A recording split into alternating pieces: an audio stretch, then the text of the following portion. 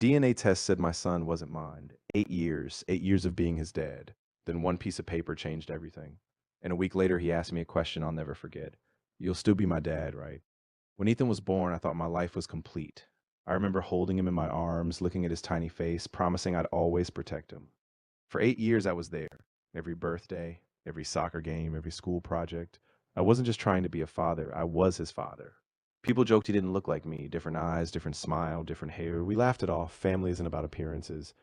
At least that's what I thought. Then one afternoon, everything changed. My wife and I were in a terrible argument, one of those where every word stings, and then she said it. Maybe you should stop pretending he's your son. I froze. I laughed because it was too insane to be real, but she wasn't laughing. A week later, I took a DNA test. 7 days of waiting, telling myself it had to be a mistake. And then the results arrived. My hands shook as I read them. 0% probability. The boy I'd raised for 8 years wasn't mine. I felt like my world collapsed. The marriage was over, but the hardest part wasn't losing her, it was Ethan. One evening, he sat beside me on the couch. He looked up and asked, Dad, are you mad at me? That question shattered me. And then he asked, You'll still be my dad, right? I pulled him close, and for the first time in weeks, I cried.